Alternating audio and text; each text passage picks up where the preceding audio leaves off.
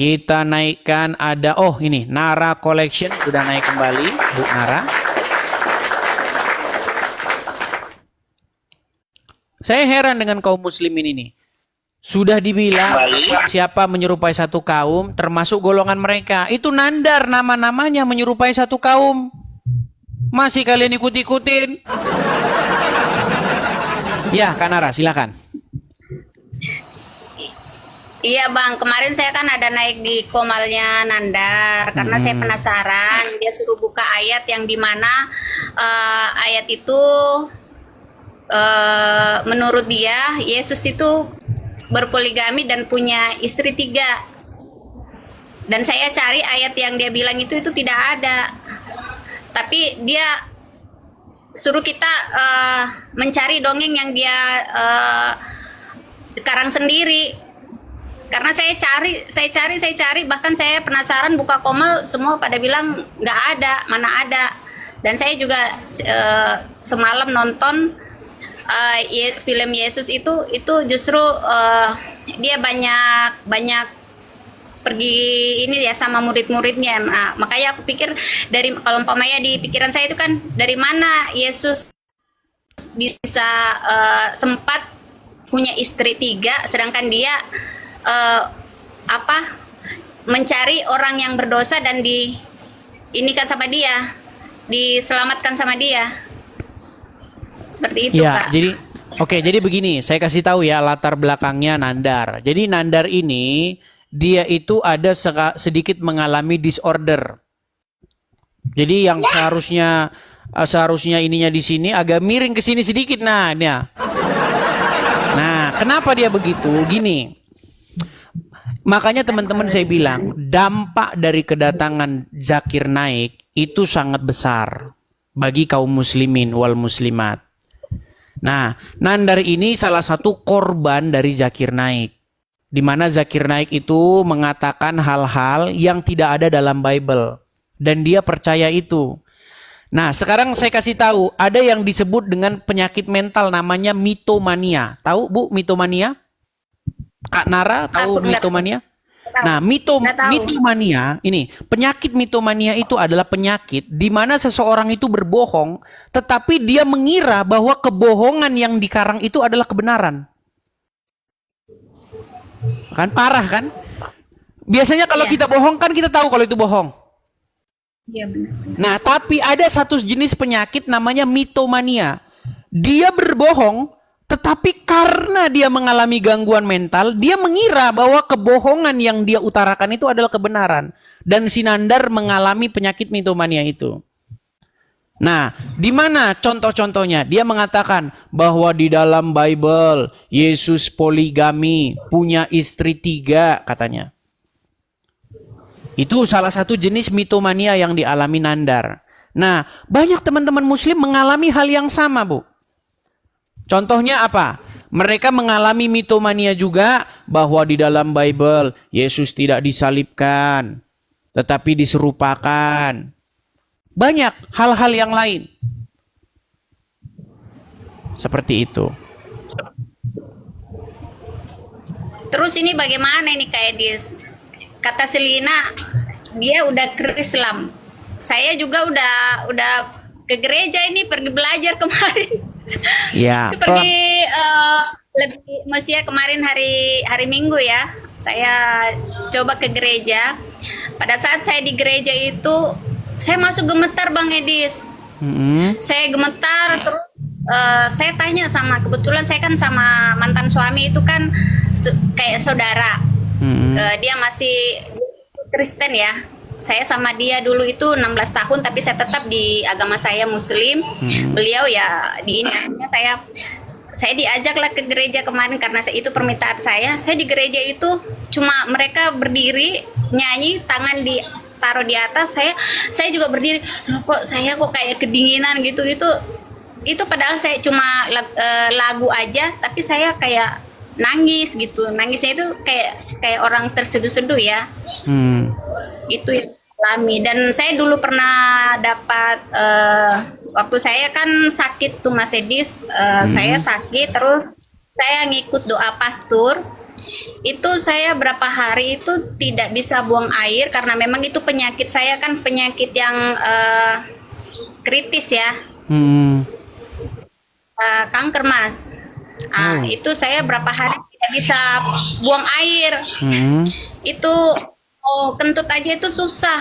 Hmm. Buang air itu nggak bisa. Itu ada kurang lebih 1 minggu saya tidak buang air. Pada saat saya didoain, pastor itu berkata, Yesus ada di belakang kamu, tapi saya masih tidak terlalu kepikiran ke sana. Pada saat saya didoain dari situ saya itu tiba-tiba langsung aku hentikan, pastor saya boleh izin buang air nggak? Karena berapa hari ini saya tidak bisa buang air.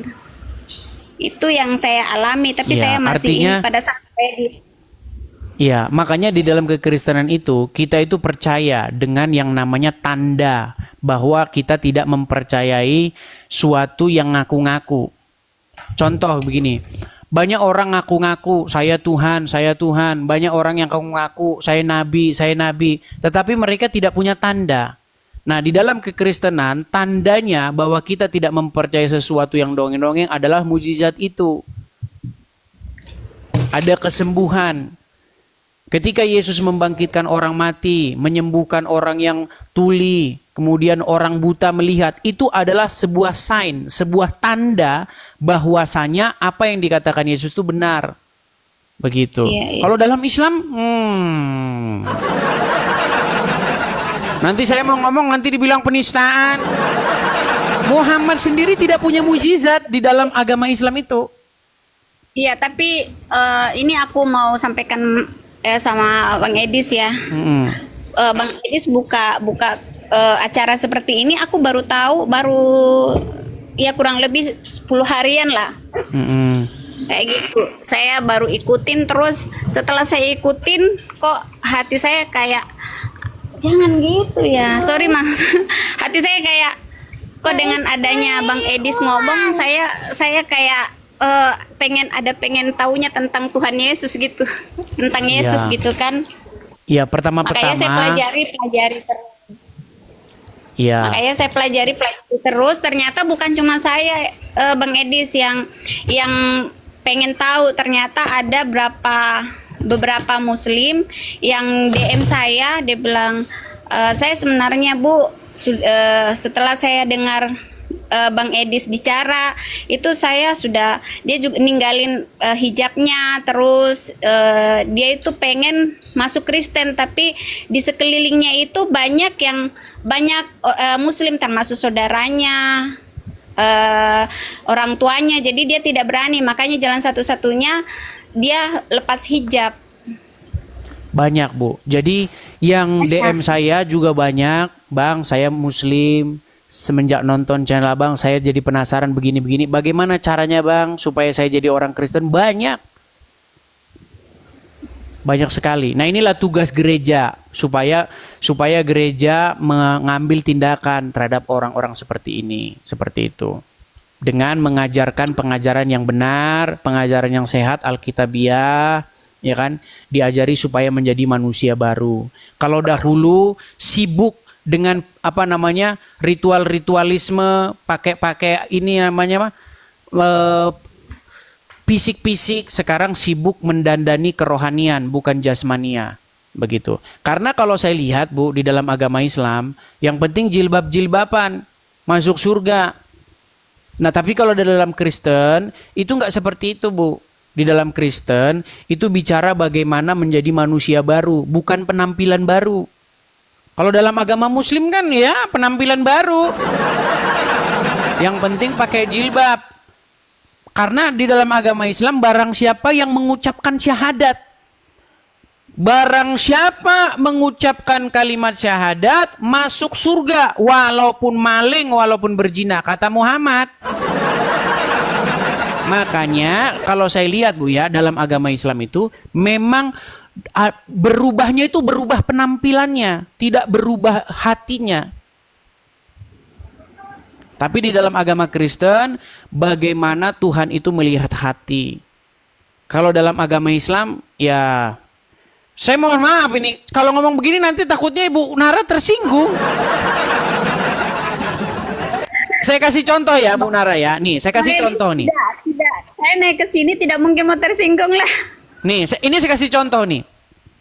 Inilah orang Islam ketika mereka menghadap kepada Tuhannya, kakinya harus begini. Betul?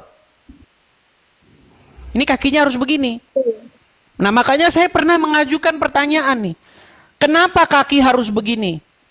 Kalau nggak begini katanya nggak sah sholatnya, nggak dilihat oleh Allah. Tidak, ini harus mengulang kembali.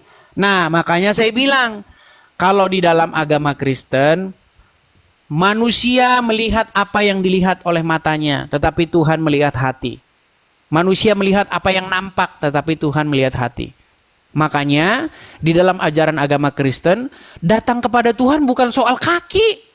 Makanya saya bilang, Tuhan di dalam Bible melihat hati, Tuhan di dalam agama Islam melihat kaki. Saya pernah tanya nih kepada muslim, kenapa kakinya harus begini? Bukankah kita datang kepada Tuhan dengan membawa hati kita? Betul? Dengan membawa jiwa kita. Kalau orang muslim datang kepada Tuhannya sibuk cuci-cuci tangan. Iya kan? Tangannya yang dicuci. Kalau dalam agama Kristen nggak begitu.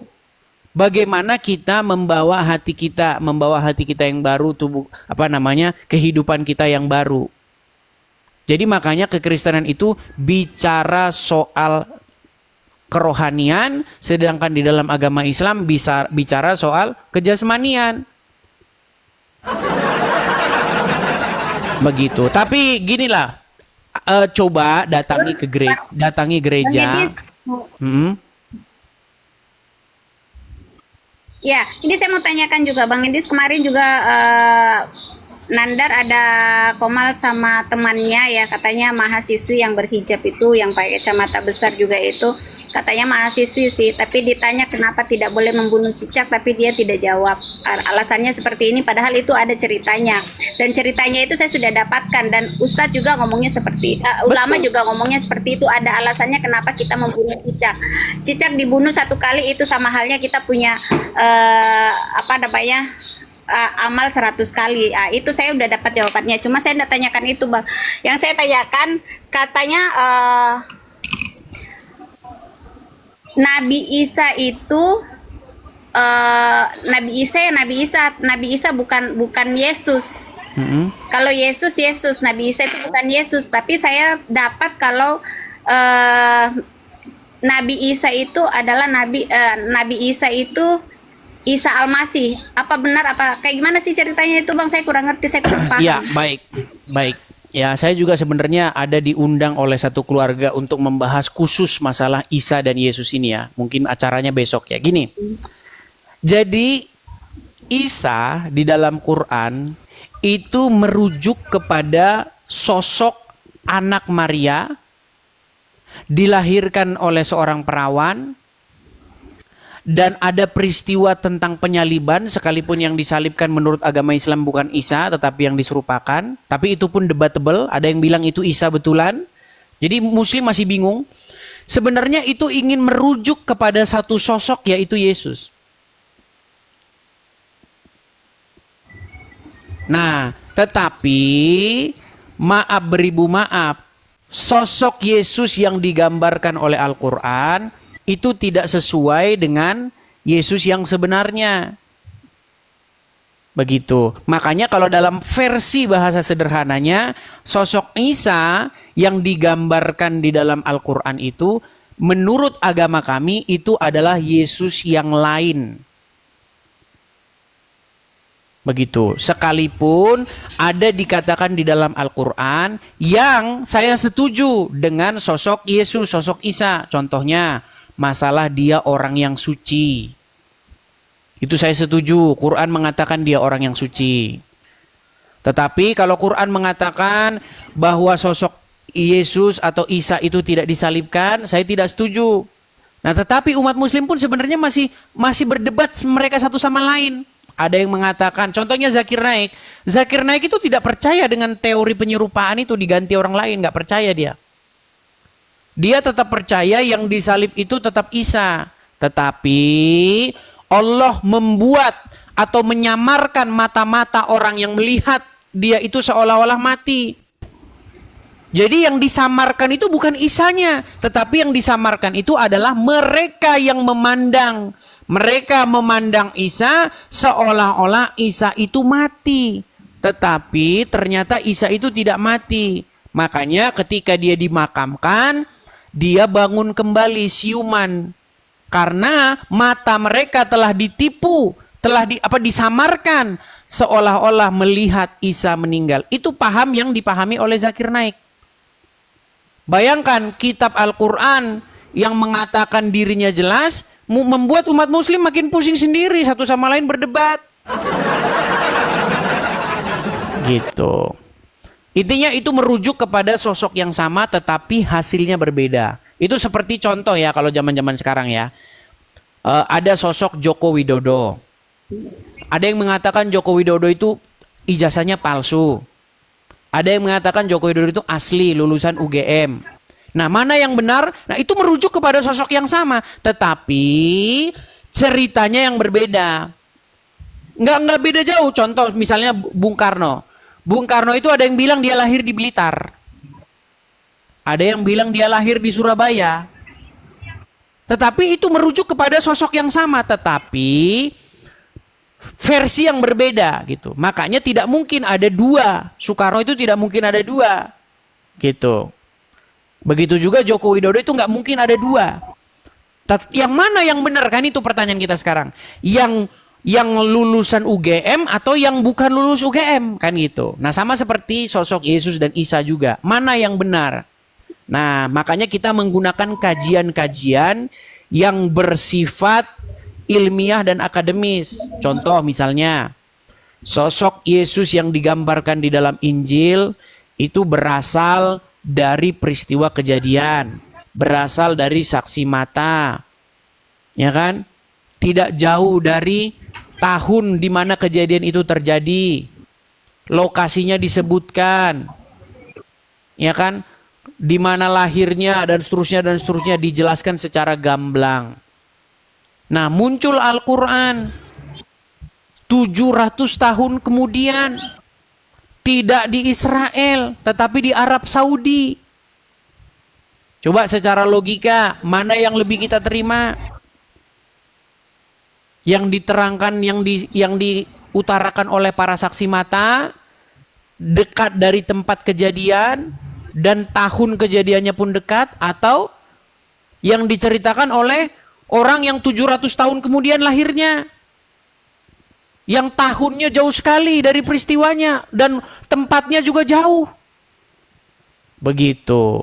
Artinya hukum-hukum logika kita pakai di sini, bahwa keterangan-keterangan yang bersumber dari jauh-jauh sesudahnya, lokasinya juga jauh, tentu tidak lebih baik daripada yang diceritakan oleh dari tempat kejadian dan oleh para saksi mata. Seperti itu. Iya kan? Sebagai contoh lah misalnya nih, Bu Nara.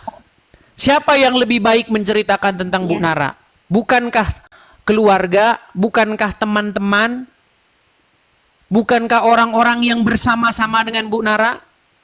Pasti keterangan mereka itu jauh lebih baik ketimbang orang yang nanti datangnya 700 tahun kemudian. Baru menceritakan tentang Bu Nara. Bu Nara itu sesungguhnya dia itu adalah namanya adalah Claudia. Dari mana? Kan gitu. Begitu. Dari namanya saja kita sudah tahu kok. Dari namanya saja kita sudah tahu bahwa cerita versi Al-Quran itu tidak akurat. Begitu. Saya kasih contoh ya gini. Orang dulu itu nama-namanya itu punya makna, nggak seperti orang zaman sekarang. Kalau zaman sekarang kan orang nama-namanya udah ke barat-baratan, Rico, ya kan, Johnny, nama-namanya kan udah nggak ada maknanya. Tapi orang-orang zaman dulu itu namanya ada maknanya. Nah, apalagi berbicara soal Timur Tengah. Nah, orang-orang di Israel itu kalau memberi nama dia punya artinya. Contoh Yeshua. Yesus itu kan versi Yunani. Yesus itu bahasa Yunaninya. Tapi bahasa aslinya itu Yeshua. Artinya Yahweh menyelamatkan. Nah, muncul di Arab Muhammad bilang namanya Isa. Apa Isa itu, tanya sama Muhammad, mereka nggak tahu. Itu dari nama saja sudah ketahuan gitu loh. Isa itu siapa gitu. Karena dia dikaji secara etimologi, dia nggak ketemu. Gitu.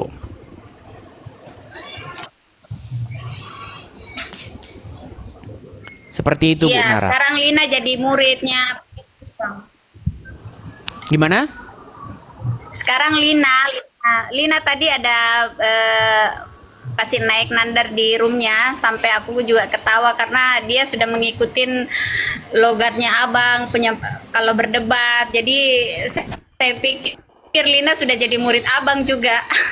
Ya, kalau saya sih, saya tidak mau menyimpulkan seseorang ya. Kita tidak pernah tahu ya bagaimana. Tapi yang jelas tugas saya itu adalah menyampaikan bahwa Islam itu begini, Kristen itu begitu, begitu.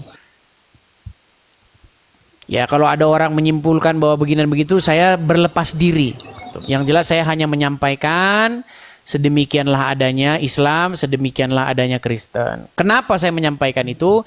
Karena banyak orang-orang Islam yang mengatakan tentang kekristenan secara tidak benar atau keliru. Contohnya adalah si Endang Sunandar yang menggunakan nama palsu Yonatan, Evangelis Yonatan. Dia bilang katanya Yesus poligami. Nah, masa saya sebagai Kristen saya diem aja dibilang-bilang Yesus poligami? Tapi bedanya, Kak Nara, orang Kristen nggak marah, nggak menggeruduk si Nandar. Mana ada orang Kristen geruduk rumahnya Nandar? Wah, penistaan agama kamu ya? Nggak ada. Nah, orang Kristen hebatnya kayak begitu. Argumen, pendapat, atau hayalan dibantah dengan argumen. Nah, orang Islam beda. Argumen dibantah dengan massa. Persekusi. Itu. Seperti itu, Bu Nara. Mungkin ada pertanyaan lain, Bu Nara? Iya, iya. Itu dulu. Itu aja sih Abang. Terima kasih sudah. Oke. Lain kali kalau ketemu sudah Nandar. Oke. Gini Bu Nara. Lain kali kalau ketemu Nandar, bilang begini. Kenapa kamu menggunakan nama Yonatan? Lihat nanti dia jawab apa. Bukankah ada di dalam sebuah hadis, barang siapa yang menyerupai suatu kaum, maka dia termasuk golongan kaum tersebut. Bukankah namanya menyerupai nama orang-orang kafir, Yonatan? Nah, artinya dia telah menggunakan tipu muslihat untuk membuat orang, supaya orang menyangka bahwa dia seorang mu'alaf, supaya komal dia rame, supaya channel dia rame. Itu penipu ulung itu. Iya Bang. Seperti itu. Oke, begitu kan Nora ya? Iya ya. Selamat malam Abang. Selamat malam Kak Nora, selamat malam. Ya, seperti itu ya teman-teman ya. Jadi gitu, sekali lagi kepada teman-teman ya.